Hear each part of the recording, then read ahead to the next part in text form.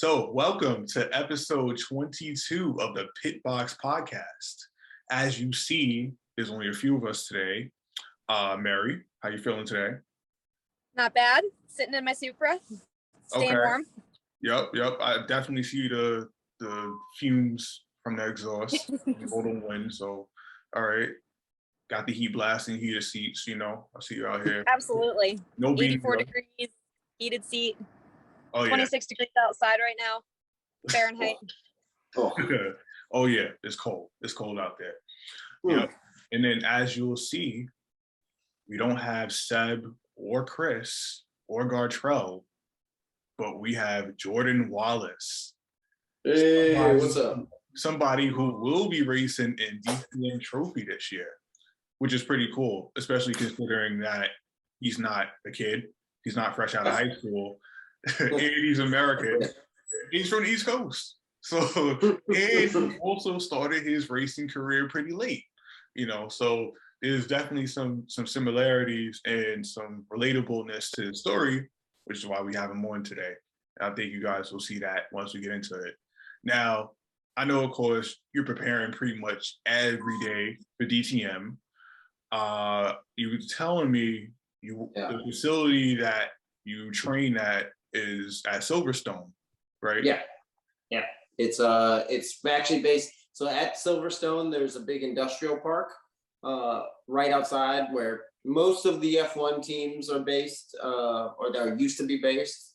Aston Martin's building a brand new giant factory there. It looks amazing.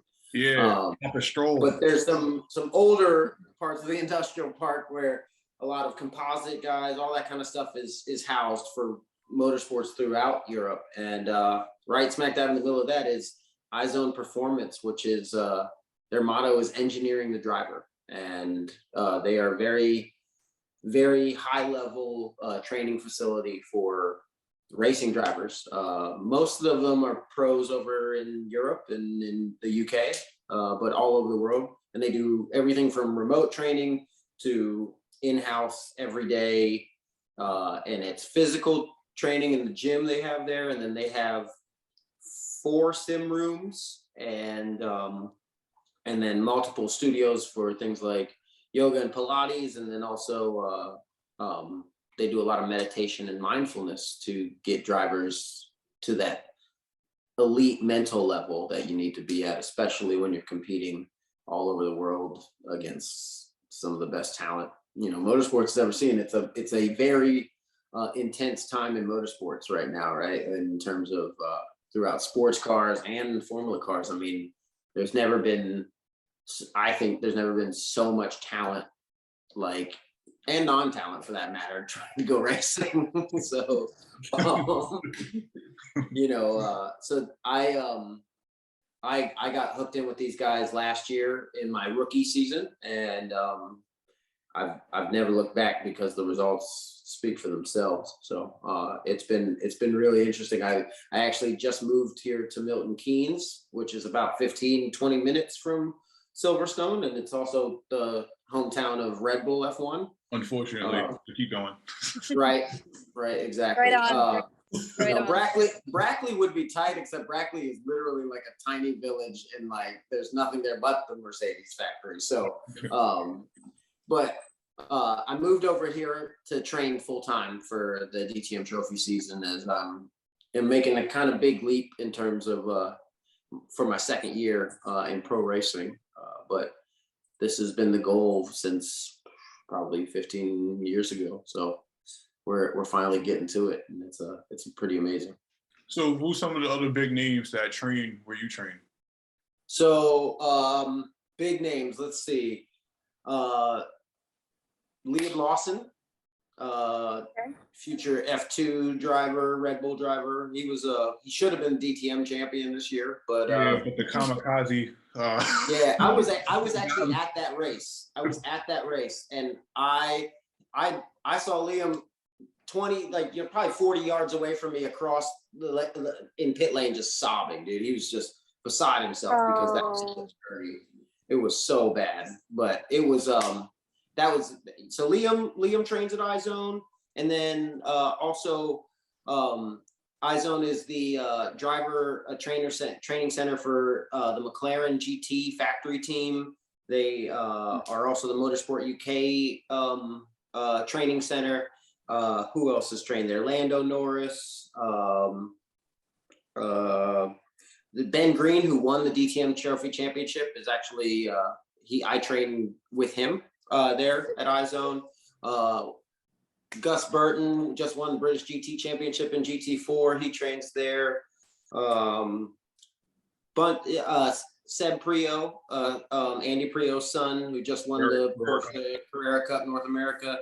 I trained with him all last season, basically. Yeah, so those are some of the guys that train there. There's about 80 pro drivers on the roster altogether. So that's cool. So for the sim portion of it, is it as crazy as I envisioned? Not necessarily like an F1 sim setup, but something hydraulic. It's yeah, it is. It is kind of that crazy. 3 of the rooms are single sim rooms, and they're sim rooms. So the whole room is painted black, and then half the room is a giant wraparound screen, and then you have a sim in the middle of it and a sim rig in the middle of it. One of them is a GT sim, so it's literally half of a GT car, like the cockpit of a GT car. They cut the front end off and the back end off, and it's fully caged. You get in it, and you're looking through a windshield, and it's kind of funky when you first get used to it, because it feels like you're moving. They have a motion formula sim that kind of moves a little bit for you, and it's got this really cool seatbelt and padding system that has air in it that provides a little bit of feel for G-force. And then they have a Cranfield F1 simulator, which is incredible. And it's a whole room as well, but the tub itself is an F1 chassis, and it is specifically built for all the guys who race like British Formula 3 and all that kind of stuff to come and train there. I'm still learning to get up to speed in comparison to those guys, but we'll talk about that later. But yeah, so those are 3 of the big sim rooms, and then they've got a smaller sim room. It's like an esports room, so it's got 3 rigs in there, all side by side for racing and things like that. So it's a pretty but it's all really, like everything European. They're very efficient and compact with how they kind of package it. So it's probably only a 1,500 square foot facility altogether. It's not huge. Like you would see, I mean, here in the States, just gym alone would be easily 2,000, 3,000 square feet. So like it's a little bit tighter of a space, but such a high level of coaching and skill that they have on that front that, we rarely use the motion in the simulator even. It's all about, really trying to teach visualization and teach you how to be a natural driver, someone who has so much seat time. 1 second, guys. It sounds like we need to make our way to the UK. Yeah, it's time. It's time. Yeah. So I know one thing that I always struggle trying to explain to people who aren't as familiar with motorsports is the physicality of it.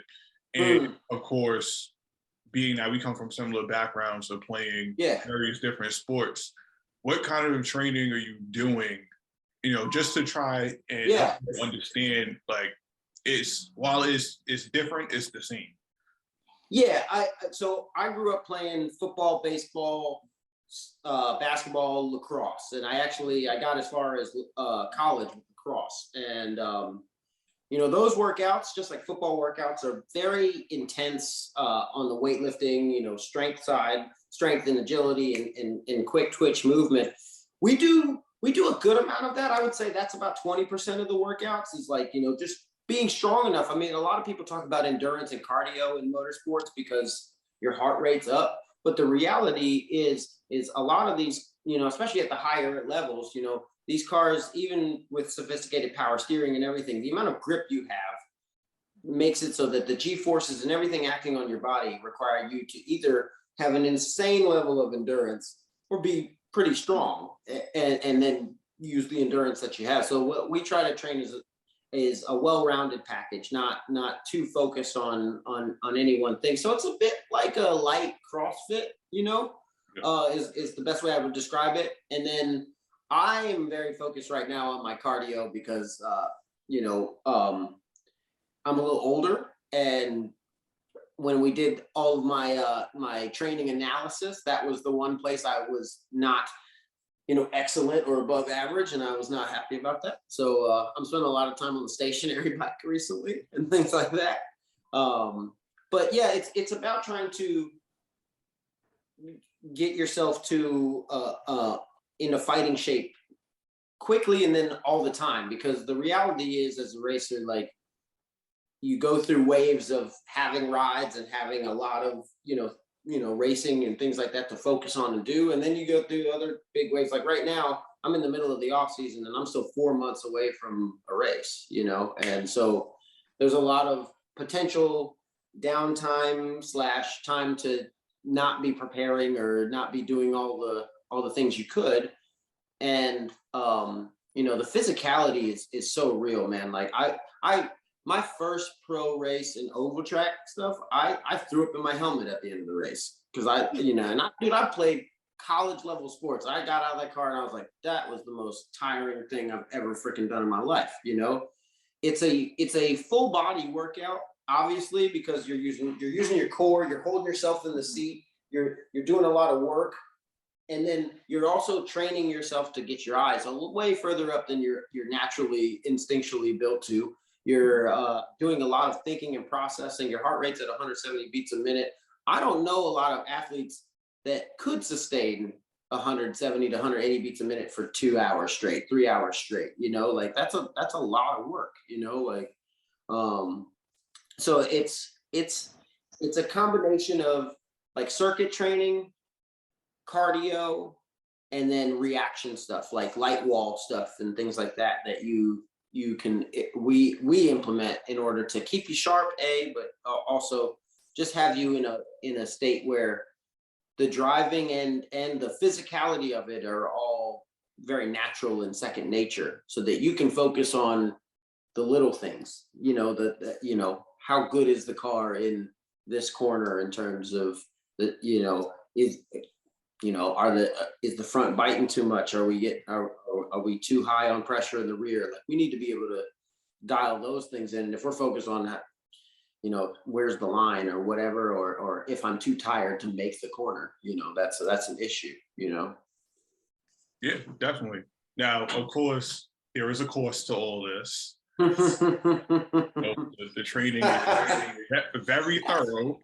And I know it was worth the investment just off the results we got last year. But how much, if me and Mary want to go do this, how much are we looking at to get to this?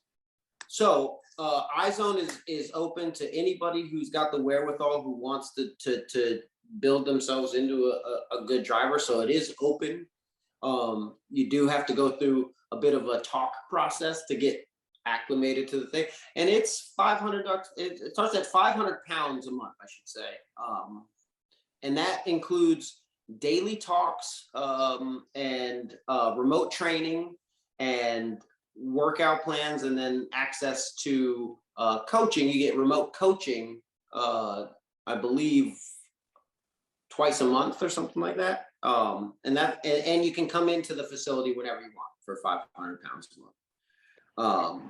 And then it goes up from there depending on how much training you want, how much coaching and things like that you're trying to accomplish. Like, my program is I want to say quadruple that. I think it's more around the 2,000 a month range, because I'm there 5 days a week, and I'm getting coached every day. So it's like I'm getting at least 6 to 8 hours of coaching plus another 40 plus hours of practice time and training in while I'm there. So so it's a bit pricey, but for what you're doing, and if you look at it from a professional athlete standpoint, I mean, LeBron James spends $2 million a year on training. I think you know, and we're talking, like I said, the guys like Liam Lawson and people like that training, Seb Prio, you know, these are guys who are at the top of their game and working their way into the highest levels of motorsports. And they trust Izone just as much as I do, because like I said, results speak for themselves. I was mid-pack when I found them and first went to England. I spent a week there, came back, and I swept the weekend at Indianapolis, got 2 wins there, and then finished on the podium every single race for the rest of the season. So yeah, I mean, it changed the way I look at how I drive and even the way I grade and critique and work on myself and the car, for that matter. I mean, I think it takes you to a different level. That's really cool. It's actually not as bad of a Yeah. cost as you would think is associated with something. Yeah, you would think. I mean, especially with the cost of how things are in motorsports, especially in the United States, most stuff, you know, along that lines, you're thinking, all right, this is going to be like $10,000 a month. Prohibitively expensive. Yeah, you know, like something like that, you know. No, I mean, the really awesome part about this program and things like this is in Europe, motorsports is a sport, right?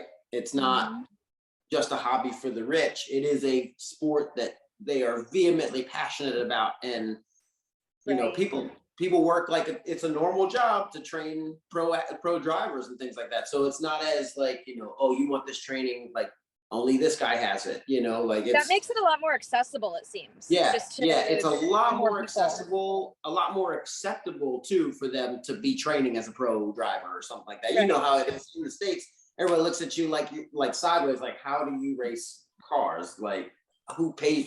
How does that work? You know, and over here it's total opposite. It's almost there's a strong understanding of the sport, even if they don't, you know, do it themselves. And there's actually a lot of support from the training and service side and also the sponsorship side from what I've seen. So super cool.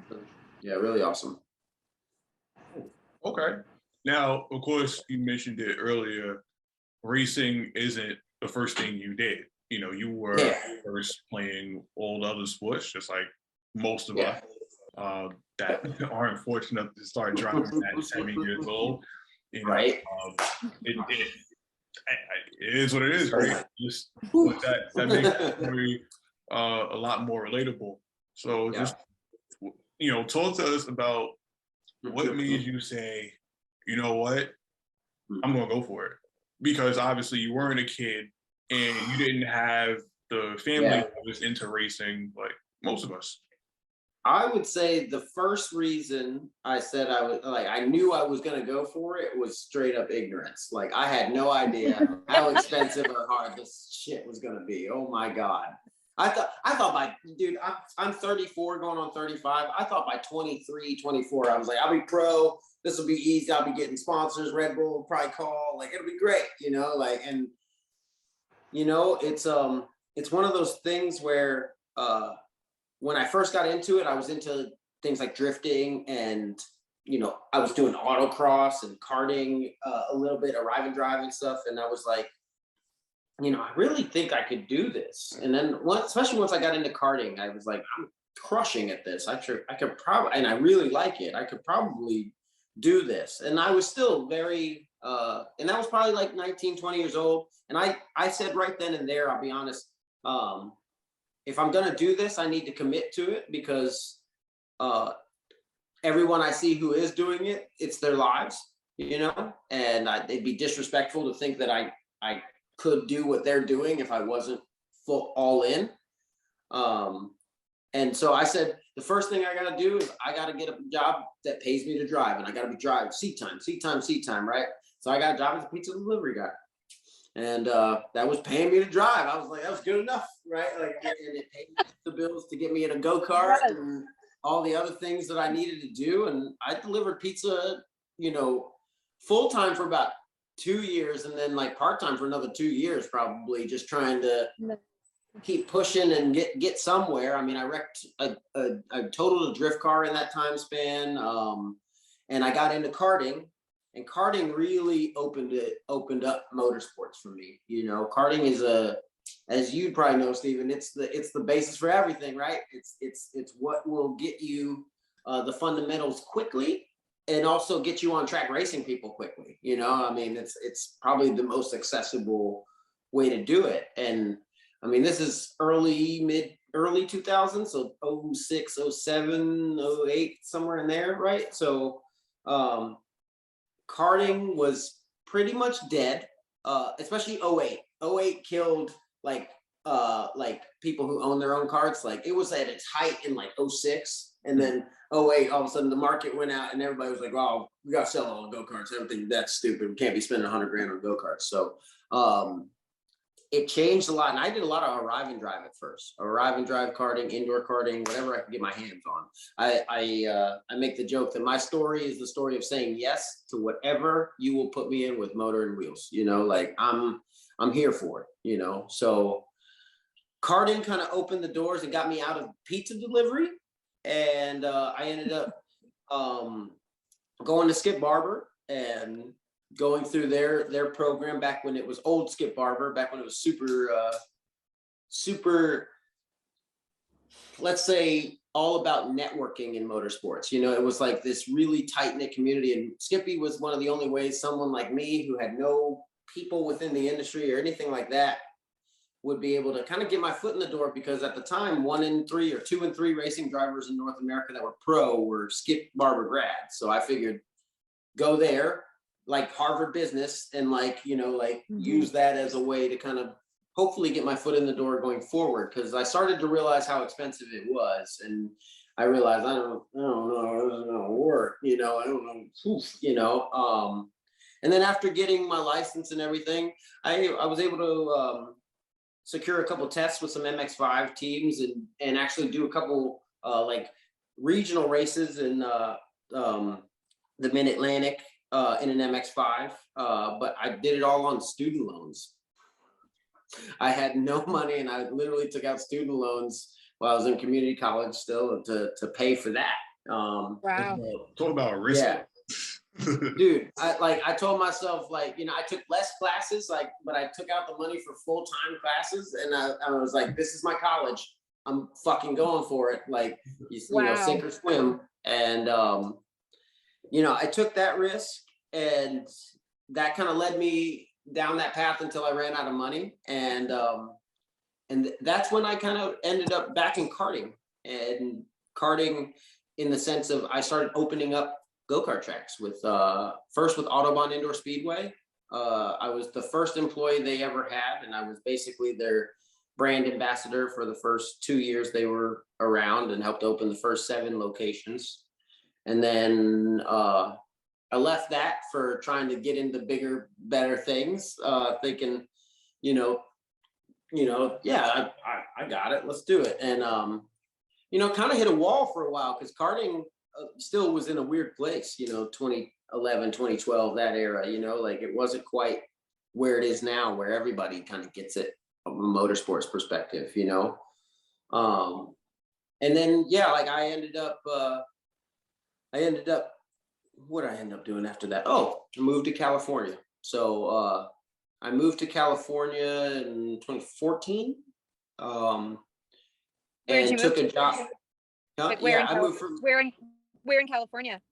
I was in Sonoma, or actually I lived in Petaluma, but I was working at Sonoma Raceway. I got a job as an intern mechanic at Sim Raceway at the time. And within 2 months or 3 months, I had gotten upgraded to actual mechanic. And then 2 months after that, I slid into the general manager or director of operations office, and threw in my racing resume and said, what does it take to be an instructor? And I was working as an instructor the next week. So, and I've been working as an instructor since then, up until last year. Nice. And I spent that entire time not racing. There was just, I didn't have the money to do it. And it was one of those deals too, where when I looked at doing it with the money that I had, I was kind of jaded by the whole, you know, system at one point. So I was like, you know what, I'm going to make money doing this. I'm going to go instruct, and I'm just going to you know, go do my thing. And I really took to it. I love coaching. I love working with people and getting people into motorsports and to understand that they're capable of a lot more than they think. And so are the cars. And not to mention going to a racetrack every day for work is all I've ever wanted. Amazing. Yeah. You know, so I worked, shoot, it was like 6 days a week at Sonoma for like 4 years, you know, like, and then we actually moved back. I had met my now wife right before we moved to California, and we moved back from California in 2019 or 18. Yeah. And I helped open up 2 more go-kart tracks. And I mean, when I say back, I moved back to Maryland, DC areas where I'm from. And I moved back basically to help my wife's family with some family business stuff that they were getting up and going. And I ended up getting roped into helping start 2 more go-kart tracks in the DC area. One is now defunct. It was SPK at RFK. So it was actually a go-kart track in Washington, DC, within the city limits. It was at the old RFK football stadium. They had given us a whole giant parking lot, and we built 3 tracks. I think if you'd put them all together, it would have been about 1.5 miles worth of kart track.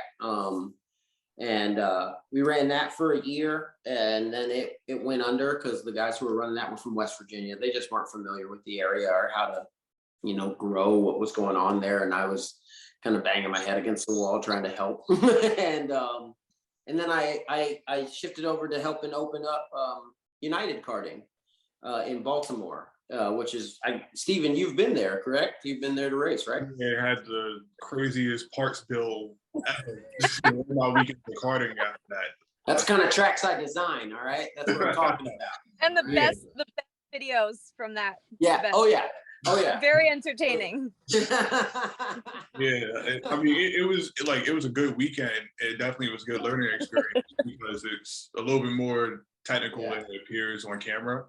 But yeah, my wallet. I like to hear that. You're speaking to me like, thank you. I appreciate it. No, that track is my baby. I literally, you know, in certain ways feel like I kind of built the place, you know, by myself in a sense, you know, because I once again jumped in with these guys who had some investment into what they wanted to do and thinking they wanted to do karting with nobody had any knowledge of what to do except me. And yeah, it was quite a journey. And then thought I would have ownership in that and ended up getting pushed out.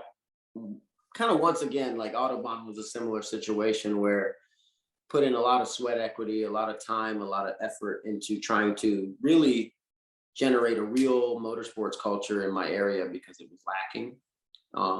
And each time, you know, because of my lack of focus on the business side or the money, right? You know, I kind of ended up in situations where I didn't realize things were getting moved around behind my back or, you know, that sort of stuff. And I'm not here to fight with anybody about that kind of stuff. I've still got dreams, goals, and aspirations, and I can't be mad at where I'm at, right? So, yeah, no, like that's how I got there, and then from there, after getting pushed out of there, I was like, I gotta get the hell out of Maryland, and back to racing, like places like California and stuff, and took a shot on Austin, Texas, and you know, really went down there kind of on a hope and a prayer because I had called around, like shopped around my resume, and you know, everybody was basically offering, you know, a couple days a week at best, you know. So I was like, oh, I don't know how I'm gonna make this work, but packed up the stuff and took the wife and the puppy down to Texas, and you know, showed up at a rally school called Rally Ready right outside of Austin. And my interview day, they made me help put together a barn or a hangar instead of instructing or anything like that. They were trying to run me off, and I didn't go anywhere. I'm stubborn as a mule. I'm like, this was fun. Let's do more tomorrow, you know. Like, and they're just like, this guy's fun. Yeah, all right, he can stay. And that was late 2019, and then came into 2020, man, and COVID hit, and it being Texas, it shut down for about 3 weeks, and then we opened right back up at Rally Ready, and right I place was at the right time. Right, and I was the only instructor willing to keep working. So I ended up taking every single class for the next year, and it was an amazing experience, to say the least.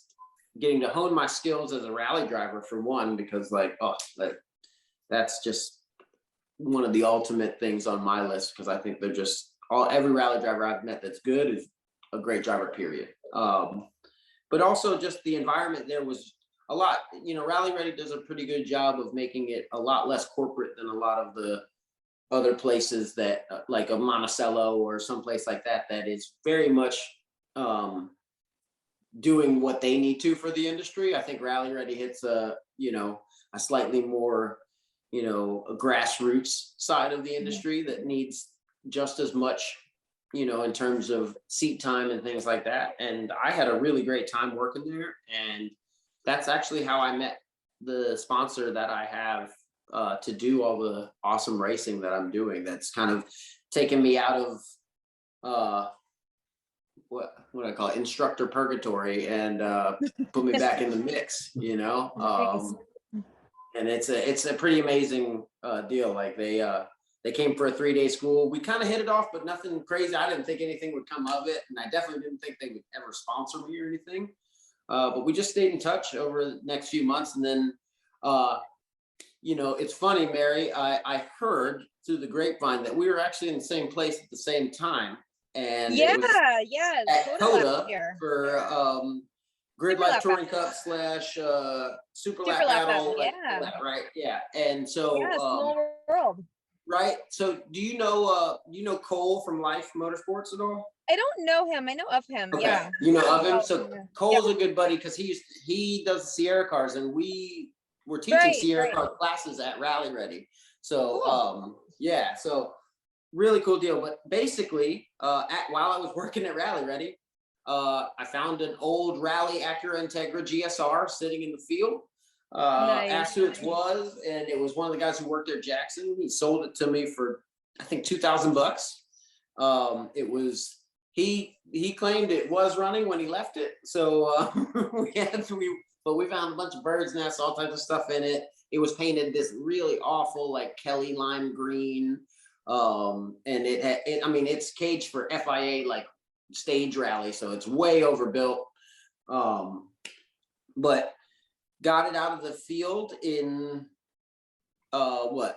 January of 21, and was trying to make it to an SCCA race. Didn't quite make it to that. So I one night was up late, and I just signed up the entry form for Grid Life Touring Cup. I was like, we're gonna do it. We're going for it, man. It's in March. Let's go. It was in early March, remember? And I showed up like the night before the race weekend.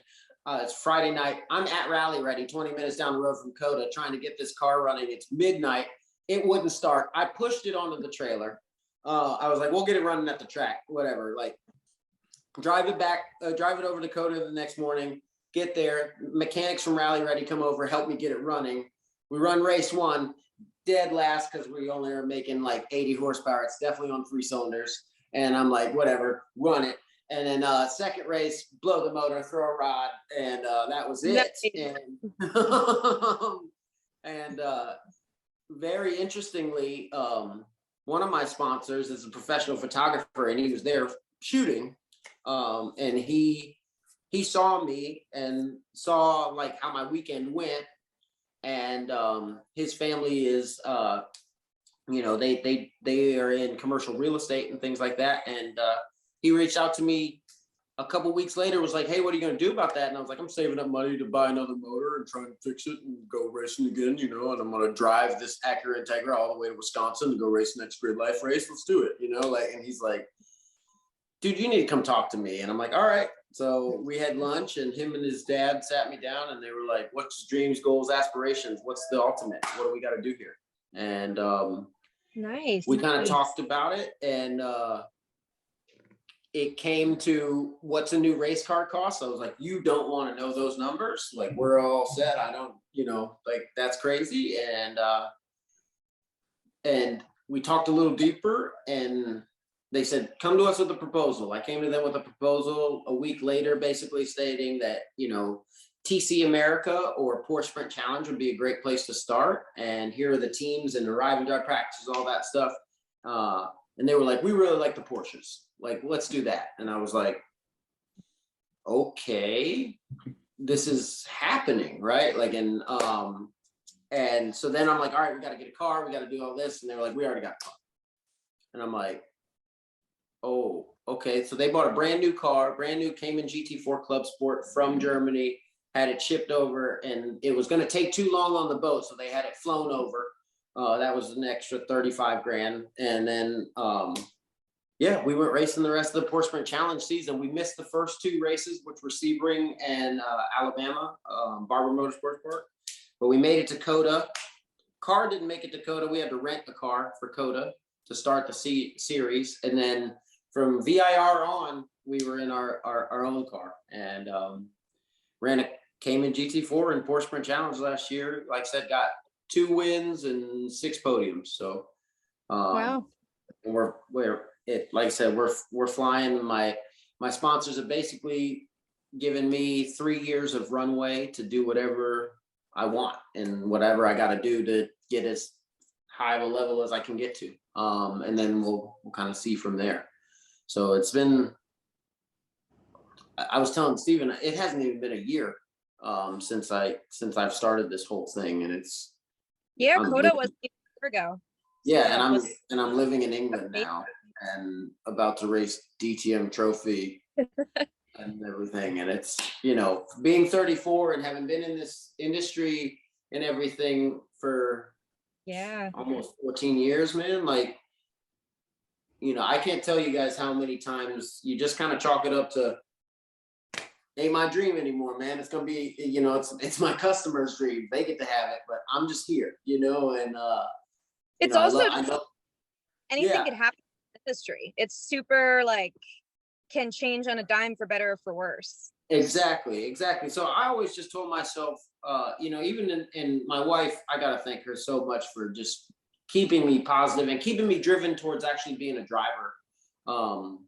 There were a lot of moments where I'm like, I'll just be a mechanic, or I'll just be, like, whatever, like, it's, no one wants, someone like me to be a driver. I'm Black. I'm too old. I'm like, I don't have any motorsports family or reason why I should be here. Like, I'm not a sim racer. I'm not, I'm a lot of the things that wouldn't make sense for me to be where I'm at. And the reason I'm where I'm at is because people like her just, kept me focused and kept believing in me, even when I was sitting there like, it's never gonna, who's gonna come up with $100,000+ to let me go race? What kind of craziness is that?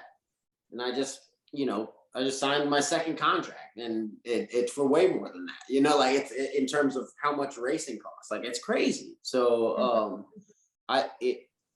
in that sense, I said this on the podium at Indianapolis. I was like, if you got a dream and a belief in what you want to do, especially in this motorsports game, never ever stop.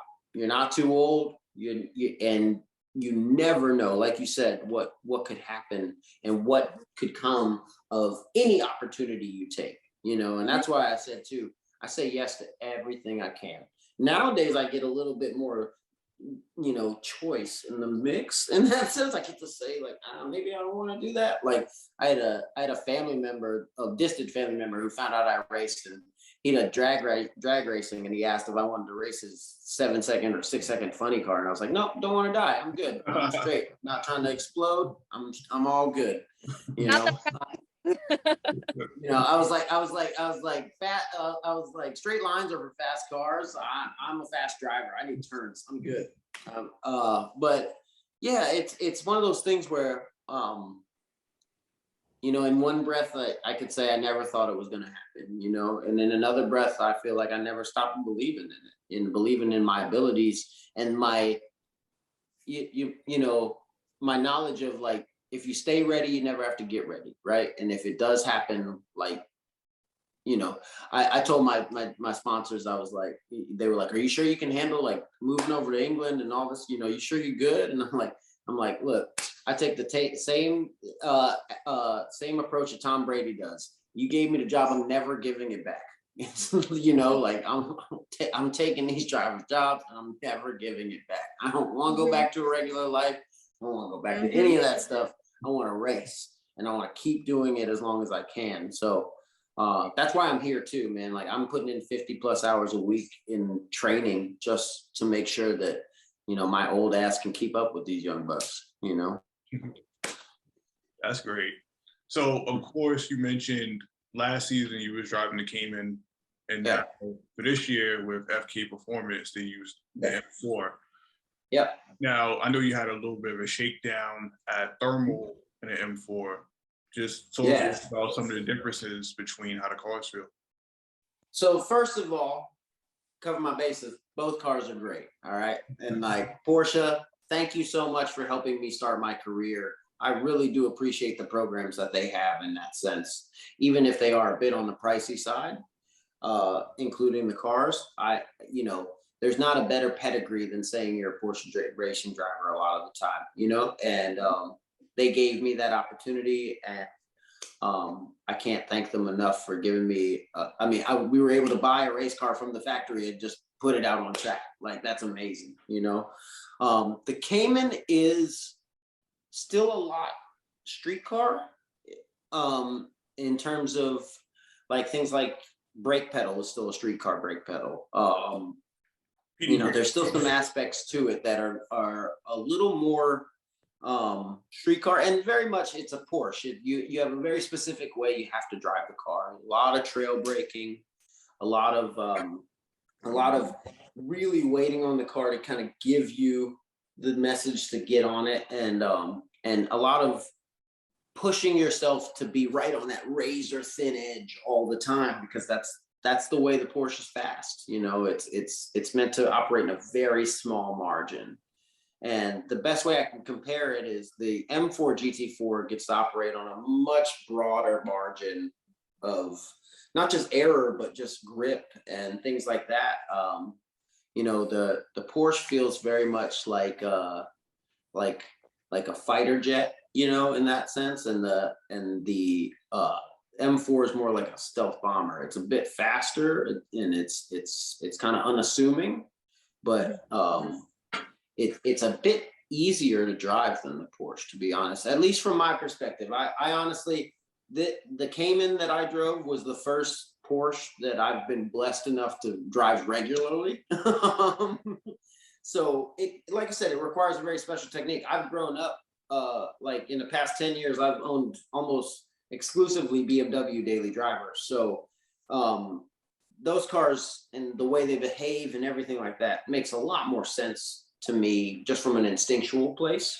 And not to mention, the BMW has a better brake system, I think. You know, like I said, the Porsche brakes are really solid, you know, caliper and disc setup, but the pedal system's still the street pedal system and everything. Whereas the M4 GT4's brake system is the M6 GT3 brake system. It is that pedal set, that master cylinder, those calipers, everything. So the car stops so well. Like, it's terrifying how late you can brake in that car.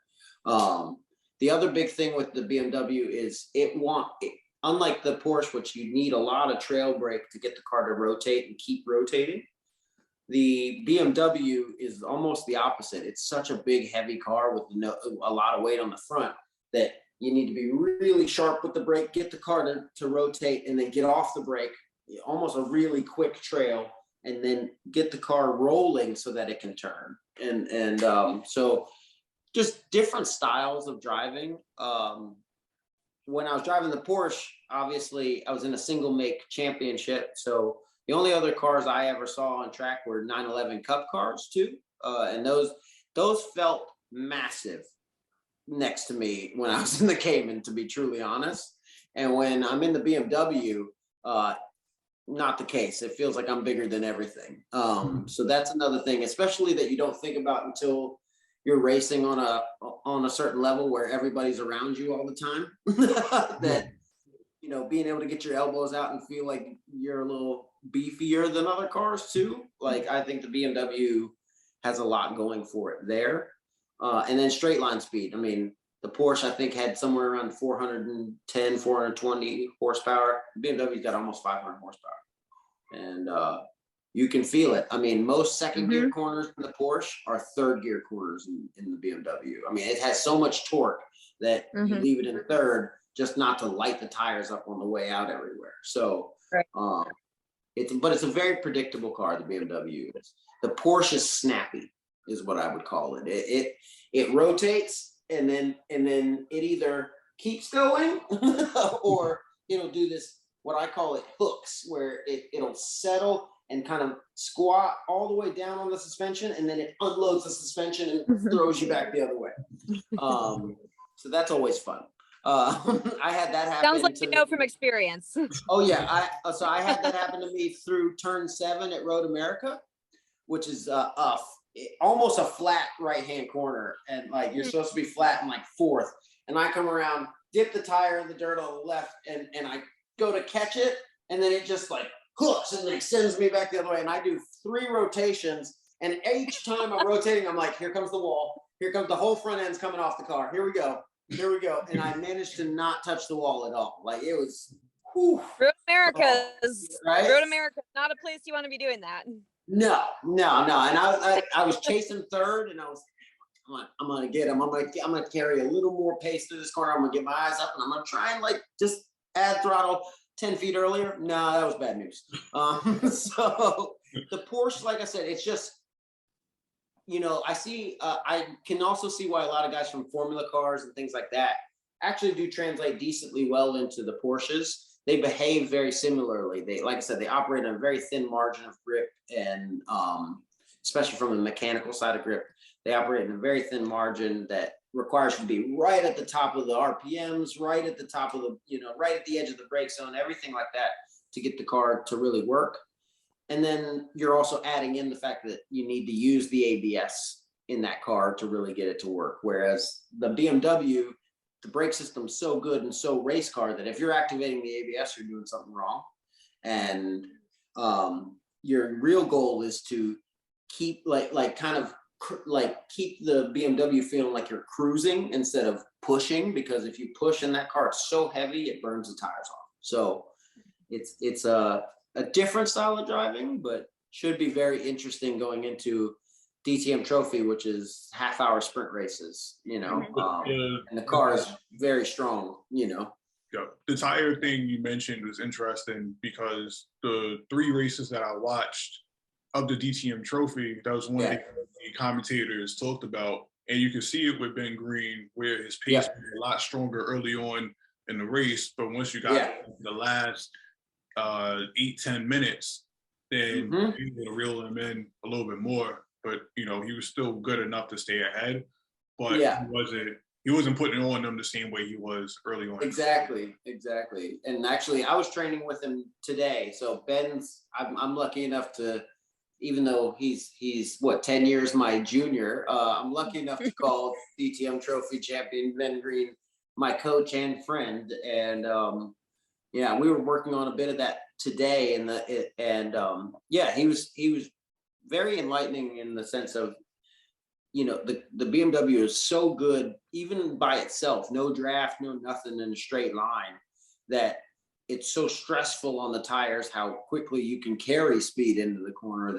That's the temptation to really get back on power early, because the car is so predictable, and you can just hang the ass end out and you're fine coming out almost everywhere.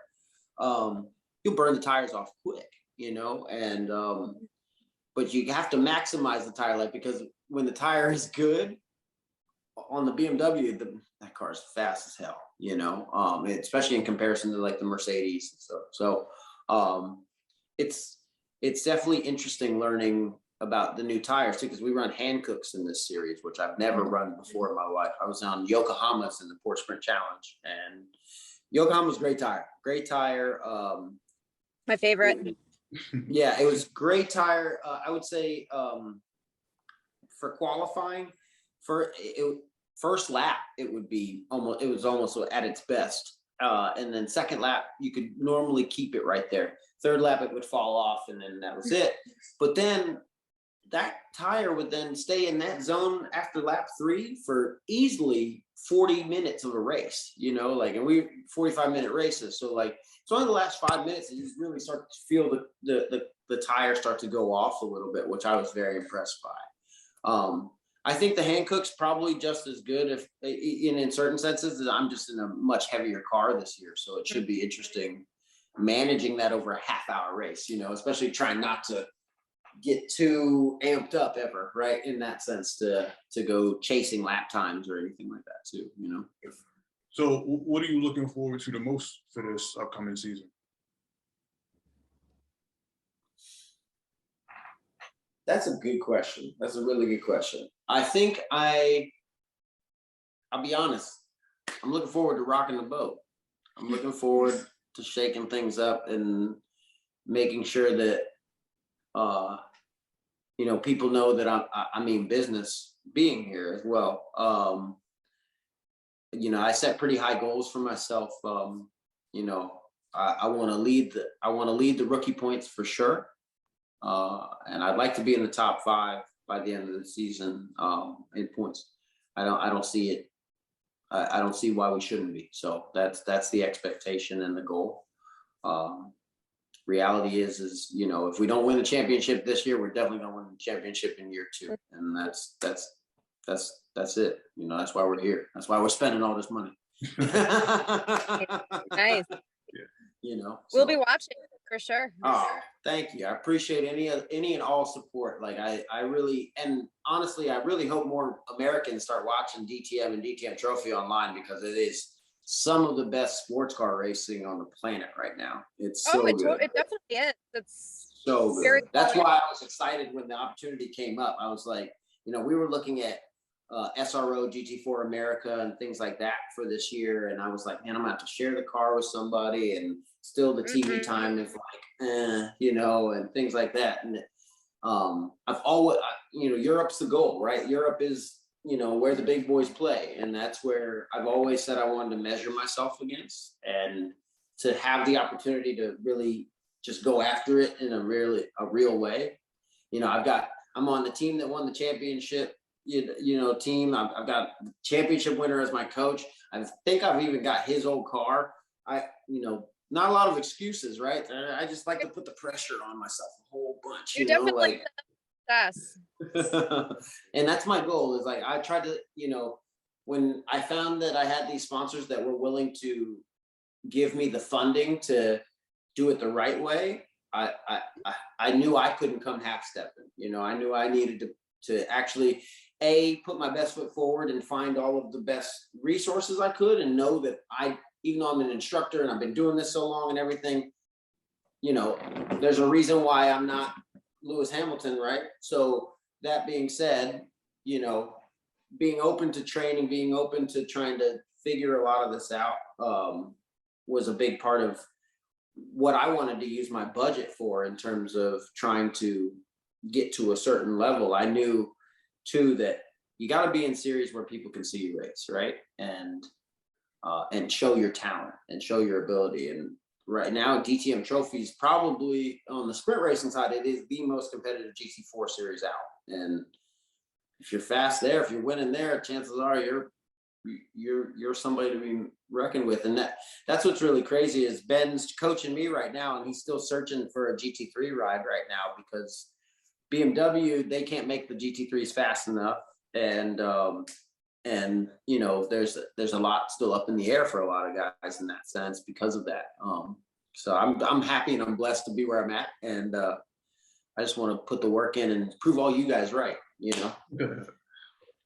Something that's interested that we had talked about before was talking about the cost of racing in America and then running the equivalent in Europe. And it'll be cheaper in Europe, and it's the same thing. By far. In some cases, it's even more competitive. You're paying less in a more competitive series. Yeah, I mean, I'll not to throw Porsche under the bus at all or anything like that. Like I said, I love the brand and I'm still a fan. I'm wearing a Sunday Motor Cafe shirt. Jeez. But the reality in Porsche racing, especially in the United States, is their focus is the gentleman drivers, and whether it's Sprint Challenge or Carrera Cup. And so the pricing and everything on that is marked up greatly, for it, for whatever reason, because they know they can get it, I'm sure is part of it, but also, there's other, in between, like middlemen involved in that sense, but throughout, and it kind of sets the standard throughout the pits for all the other series too, right? Like it's one of those deals where, racing in America at the pro level, no matter what it is $100,000 plus, for a season. MX5 Cup, I think we were talking about this on the Instagram thing earlier, is MX5 Cup is 125 grand, to run a season. To get in, but then being competitive, forget about it. Being competitive, yeah, you're probably looking, you're probably looking another 30 to 40 grand at least for a good team, and B, you got to be ready to throw away at least one or two cars. Exactly. Because that's how hard those guys race, Exactly. Figures just to get to the race, but then I race Sprint Challenge, which is a little more gentlemanly, or a little more like less like everybody. And I watched probably at least 8 to 10 cars get totaled throughout the season. It is, and these are $250,000+ cars. It's very like I think it's a mixture of the markups from the European brands that come over, obviously on the cars and pricing, all that stuff, but then you've also got a client base here in the States that is much more interested in the image of racing than they are in the sport, I think, a lot of the time. And that leads to gentleman drivers who probably have no business in the series that they're in, being in, and they're basically siphoning off what would be normally pro driver funding and sponsorship to fund themselves to go look like a race car driver on Instagram, is what I like to say to people all the time. Is like, it's shifted to like, if I'm spending $200K on a race season, why am I not in the seat? It doesn't matter if we win, like. Well, yeah, that's like, they're not right, like. They're not really. And I think there's a place in the market for that. I really do. Like, but I also think that is a huge part of what American sports car racing is right now, and that affects everything, including the price, a lot. So, like, if you look at Carrera Cup North America, we did a lot of shopping around before we did Sprint Challenge. The cheapest I got quoted without the car was $620,000 for the season. With the car, just around $1 million, or just under $1 million, 800, 900, something, it's irrelevant then, right?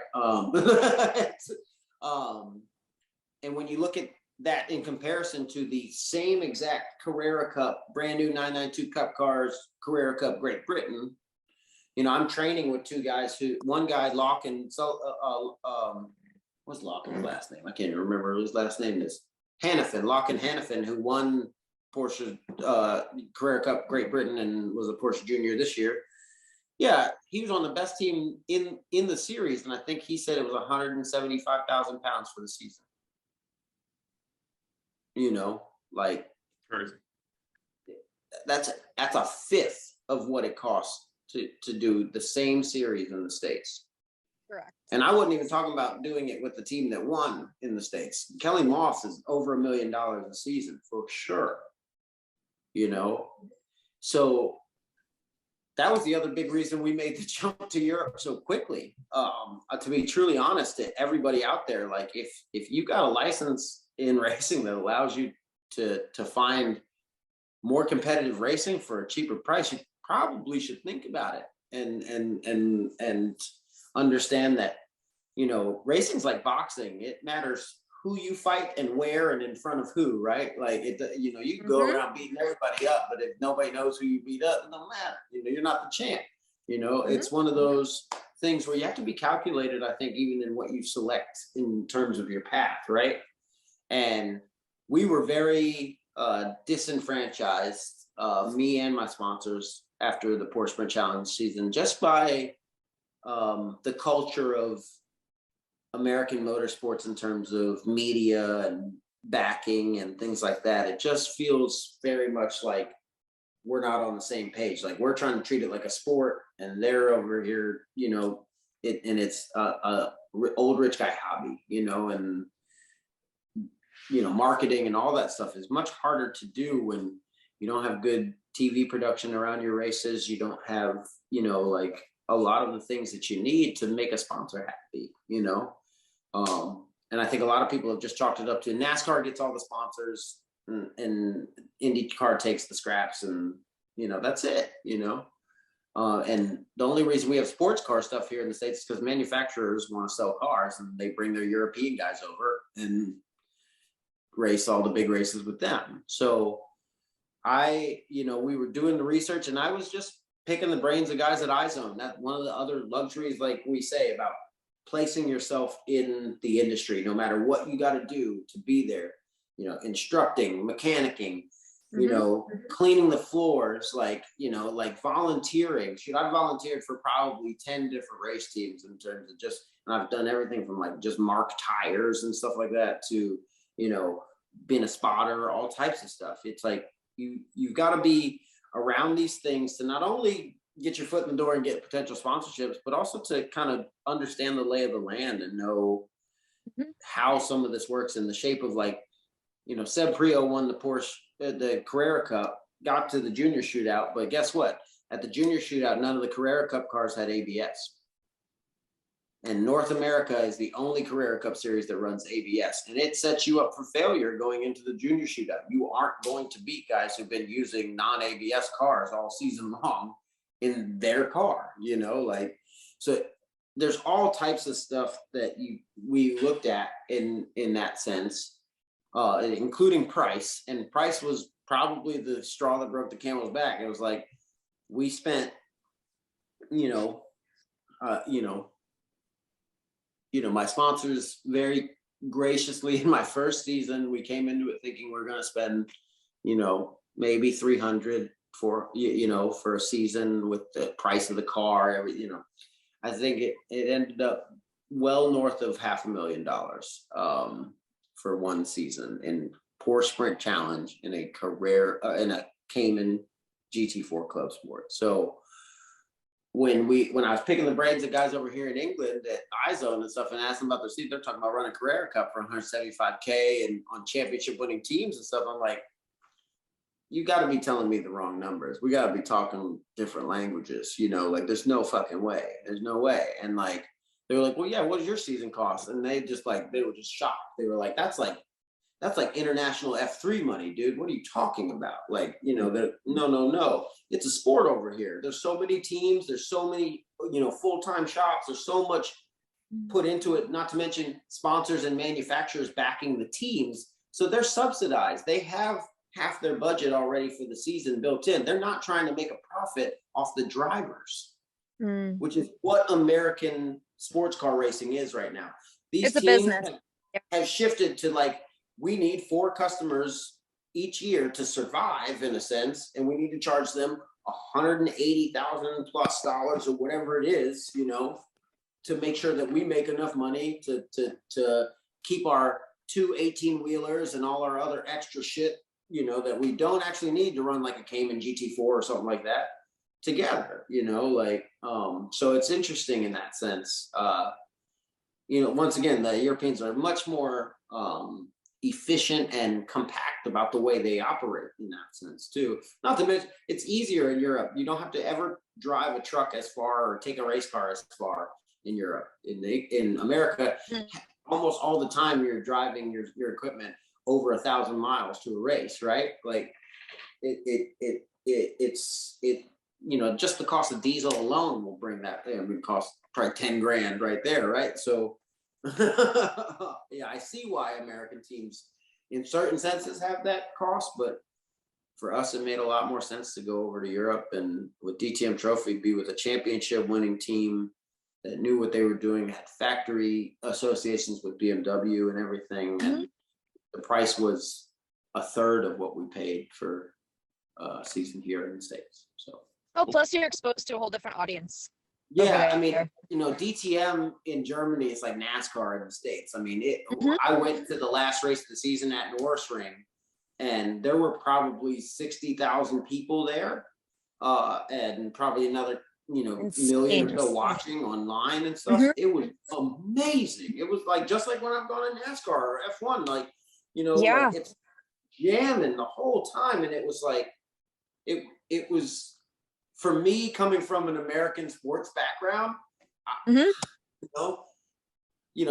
it Friday night and put me under the lights. Let's go. As big of a crowd as you can make it. That's what I'm here for. I thought that's what racing would be when I first got into it, coming in 10, 15 years ago now, in the sports cars. I was like, why wouldn't, this be a spectacle, all the time in terms of people wanting to go see Porsches and Corvettes and all these other cars just fucking duking it out and stuff. Instead, you go to like Road America or something like that, and it's like there's 7 guys in their RV hanging out in one corner, and like that's really it. Like sometimes it's so I think my sponsors were like, man, we're paying a lot of money and like no one's at the track.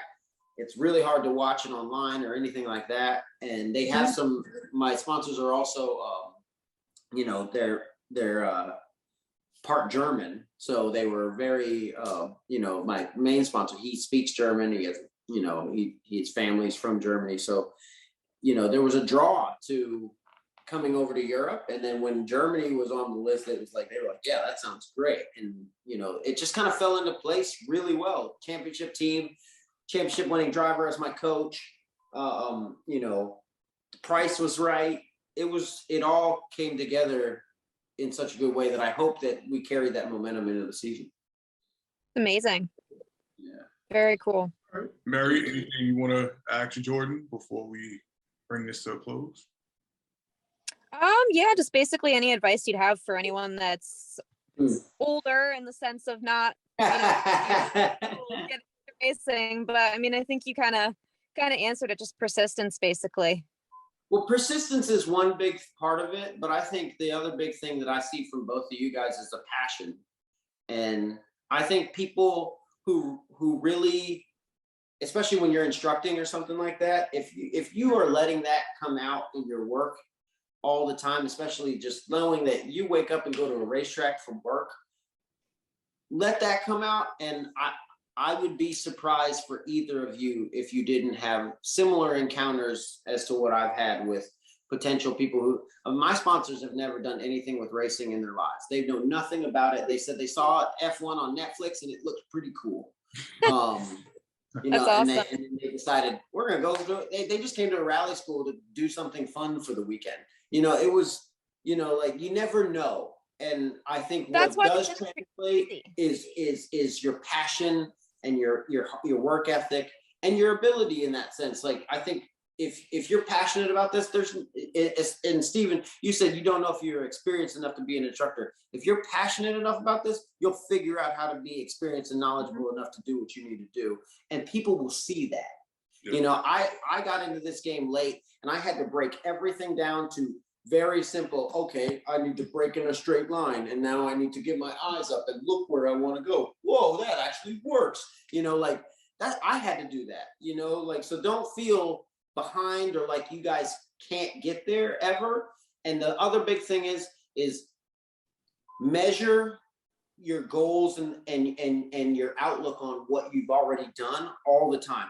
And what I mean by that is look at the landscape and understand that, yes, it would be great to be in an F1 car or NASCAR, whatever it is at the high end, but also it's also just great to go racing. And like sometimes, like just go to your local indoor car track and go duke it out with someone and see how you feel afterwards. And don't ever stop believing in that part of yourself in that sense. And I think there's no way that you don't find yourself on a racetrack in a real way, or not in a real way, but in a way that you really want.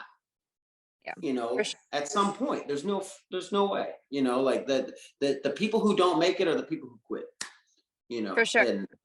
And I think that's the biggest part of my story is I just never, I never stopped. I never quit. And I always tried to keep myself around it, even when I couldn't do it myself. It was like, I even last, 2 years ago, I was in the middle of, the height of teaching at Rally Ready and busy all the time and everything. And I came home one day and I looked at my wife and I said, I'm really tired of providing my dream to everybody but me, but the reality of it is I was still basically living my dream. I'm going to a race.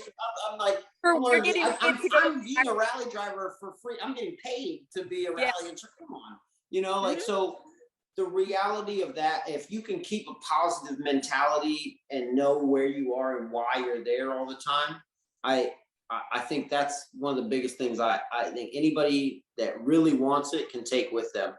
For sure. Especially too, because this is such a sponsor and finance based sort of, endeavor, right? It's we're race car drivers. We're not businessmen or salespeople or anything like that. You may be on the weekend, but you're trying to be focused on your passion and your goal. Right. And allow that to come out, especially when you're instructing, especially when you're in those environments. And don't be shy to ask anything. I also say too, if you see the opportunity to do something, ask for forgiveness later if it was wrong. But be there and do it. If you're intimidated by getting into motorsports, or when you get to the track or anything like that, you're like, oh, you're one of those people like, I don't know where to go or anything like that. Best advice I have for you, walk in like you own the place all the time. I remember when I first got into oval track stuff, I never knew what I was going to do. I didn't know what was going on or what I was going to do. It was terrifying to me. And I just remember thinking, there's these 3 security guards at the tunnel, and it's me and my manager at the time, Blake, who is 6'4" and blacker than me, and we're about to walk into an oval track, right? And and these guys stop us, and they're like, "Where are you guys going?" And I'm like, "I'm going to my race car," and walked right by them. And it's one of those things where it helps in access, because you need that, right? But B, I think, we're in a rich white dude sport, right? And what are rich white dudes the best at? Being entitled, okay? And that is a big part of what you need to do in order to beat these guys and to be on their level, in a sense, is know your worth and know that you're good enough to know that, I'm gonna fucking smoke these guys tonight. I'm here. I'm supposed to be here. There's no reason why I shouldn't. I mean, look at me. I'm 34 and about to go race with some of the fastest kids on the planet. And I think I got it. I know I got it, to be honest. And that's part of what I think, anybody, especially coming from a minority or female background, getting into motorsports, needs. You got to have that little bit of attitude about you too. You don't necessarily need to be there to, be Antonio Brown or anybody like that, rocking the boat for real, like that. But you definitely need to know that they already think you're different. They already probably don't want you there. Your job is to show your skills, ability, and passion. Don't worry about what they got, So for both of you guys, keep racing and stay in the industry as much as you can. Be around it as much as you can. Talk with people, volunteer, go to other people's race weekends, just be in it all the time, and you never know what could happen. For sure. Thank you. Yeah, that's definitely great advice. I don't know about you, Mary, but I think we need to move to the UK. I'm actually going over to Europe in March. We're gonna do Spa. Really? So okay, I'm racing Spa this year as well. So, I'm so excited. We're gonna do a track day there. Are you doing a track day or something? Because I might be down to come get in on that track day, because I need time on Spa. I've never been. I will send you the info. I'll send you the info. Please send it on over. That'd be great. That'd be great. I would love that. I may even be able to bring Ben Green with me. And that dude's won at Spa. So we can get some stuff going. It'd be awesome. Yeah, definitely. Awesome. Yeah, and Steven, don't necessarily have to move over here yet, man. But both of you guys, I think, would definitely benefit from some work at Izone if you got the time and wherewithal, and you can commit the funds. It's one of those deals where I know how that goes, but I also know if you've got the drive, people like John Pratt, who runs Izone, and Andy Prio, who is a part owner in it. They are extremely supportive and here to help anybody that wants to make that step and put the work in, which you guys are already, you got 22 episodes deep in your podcast and you're out doing interviews in the freezing ass cold for instructor jobs. I mean, like, I don't see anything but passion. So like, I think you guys are on the right track. And, you know, I'm really honored to have been on your show. This is cool. Yeah, of course. Yeah, that's a great chat. Yeah, this is a good time. Good time for sure. Yeah. But you know, we'll end it there. Okay. You know, it's kind of late over there for you, and I'm literally watching Mary's background get darker. I know, I saw it. Losing lights, and it's just like, yeah, like I can't see outside the car now, so we'll let her. But I was like, we'll let her get home. Get home and get to a warmer place than that, you know, in a certain sense. Yeah. But if you guys, it got too warm in here. I had to turn the car off. You had to turn it down. That's a nice heat in this car. All right, Supra. All right. Yeah, it's a good winter car. That's awesome. Yeah. Well, guys, like I said, it's been an honor. I really appreciate the support going forward. I'm gonna try and do you guys proud this year by really taking it to them in DTM Trophy and proving that like it doesn't matter how late or when or how you start, it's how you finish. And I really appreciate you guys for reaching out and helping me kind of grow what I'm doing and expose some more people to, you know, the sport that we love. Oh Good yeah. stuff. Cool. Yeah. Cool. Yeah, but you know. Oh, say it again. You broke up. I said, yeah, we'll be watching for sure this year. Definitely rooting for you. Thank you, guys. Thank you. Oh yeah. I have to get a sticker from you guys for your podcast or something to put on the car or something. You know? Nice. Yeah, I run that on my car actually. I run the All right, perfect. Yeah, that'd be awesome. If you guys got anything, definitely that'd be awesome. And if if you guys or anybody watching has any interest in what we're doing, like I said, look up DTM Trophy online. And also, if you're a driver and you're looking at and watching this and knowing that this is something you want to pursue in general, definitely look into Izone Performance. They're bar none, probably some of the best training on the planet you can get as a racing driver. Oh yeah. There we go. You heard it from the man himself. You know, we appreciate you guys taking the time to listen to us as usual. As you know, Instagrams will be in the comment below. You know, also let us know how you like the show. Let us know if you'll be watching DTM and maybe some other drivers you'd like to hear us talk to. But yeah, you know, we appreciate you guys for support as always. Pitbox Podcast. Of course, we have a lot more coming this year, and talk to you guys soon.